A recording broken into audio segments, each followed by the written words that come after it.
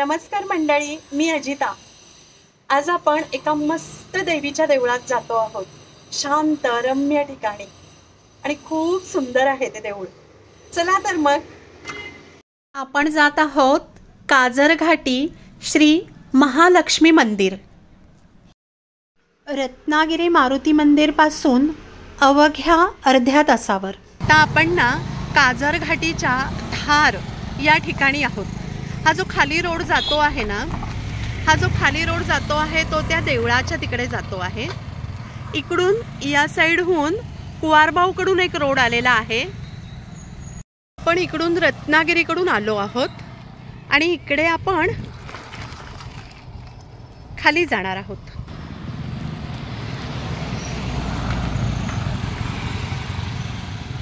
इकडून थोडा तीव्र उतार आहे, थोडं हळू जायचं नवीन असणाऱ्यांनी। असा खूप तीव्र उतार आहे। रहदारी खूप असते या रोडला आणि संध्याकाळी खूप छान वाटतं। एकंदरीत या ठिकाणापासून गावांची सुरुवात होते, त्याच्यामुळे वारा हवा खूप छान असते। मस्त गावचा फील येतो या साईडला। संपूर्ण तीव्र उतार आहे, पूर्ण खाली पुलाला जाईपर्यंत उतार आहे, त्याच्यामुळे थोडं सावकाशच जायचं। यानंतर एक छोटासा पूल लागतो आणि त्यानंतर पहिला लेफ्ट येतो। हा इथे नाही जायचं, याच्या पुढील जो लेफ्ट येतो ना, हा इथून आपल्याला त्या देवळाकडे जायचं आहे। कुठेही वळायचं नाही। एकदा लेफ्टला तुम्ही आलात ना, मग कुठेही वळायचं नाही, आपण स्ट्रेट यायचं। आणि हे बघा मंदिर दिसतं आहे, असं आपल्याला मंदिर लागतं। खूप छान, बाहेरूनच एवढं प्रसन्न वाटतं। संध्याकाळची रम्य वेळ आणि समोर महालक्ष्मीचं देऊळ। इथे आपण देवळाजवळ आलो आहे आणि देवळाच्या आजूबाजूचा परिसर बघा, रम्य ठिकाण। किती झाडं झुडपं, हिरवीगार। हा असा पार आहे समोरच, बघा मस्त ना। संध्याकाळच्या वेळी खूप सुंदर वाटतं आहे। कमानीमधून आतमध्ये गेल्यावर उजव्या हाताला ऑफिस आहे। देवळाचा परिसर अतिशय स्वच्छ आणि सुंदर।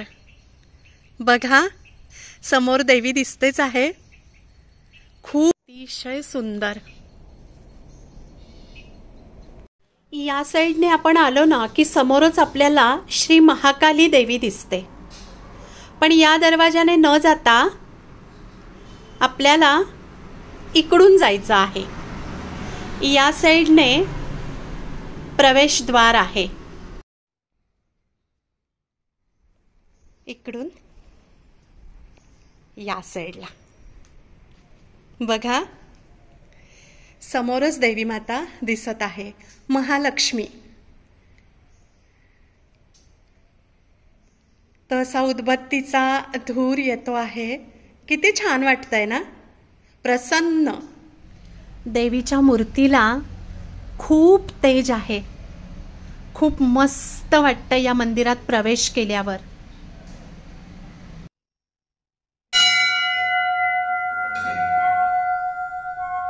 हे ओट्या भरल्या आहेत भाविकांनी देवीच्या। किती छान देवी आहे, देवीचं रूप बघा। आणि या साईडला देवी महाकाली, श्री महाकाली ही अशी। आणि या देवीच्या अगदी बाजूलाच असणारी श्री व्याघ्रांबरी, श्री व्याघ्रांबरी देवी।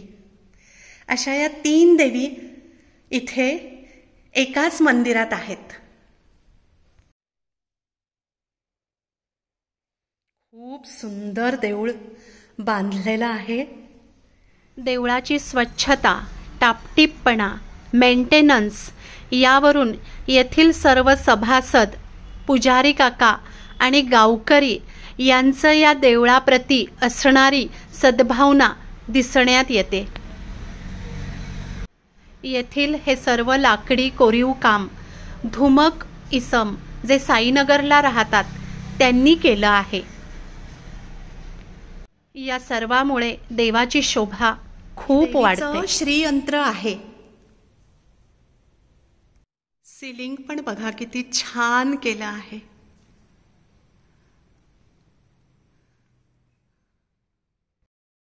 देवळातून दिसणारी तुळस आणि या साईडला दीपस्तंभ त्रिपुराला किती छान वाटत असेल.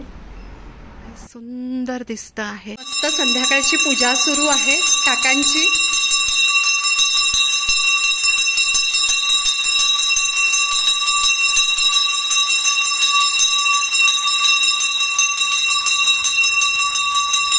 किती छान आम्हाला योग आला हा.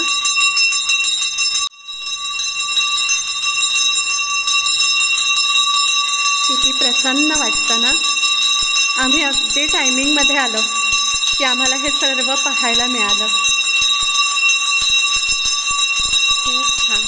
हा घंटानाद किती प्रसन्न लहरी निर्माण करतो.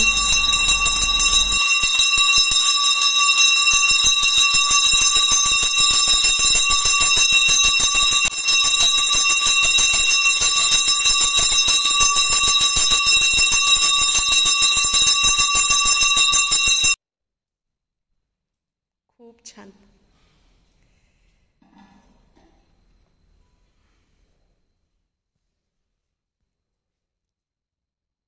अतिशय रम्य परिसर आहे आणि या मंदिराच्या या साईडने खूप सुंदर तिकडे एक छोटीशी नदी, पूल खूप छान आहे.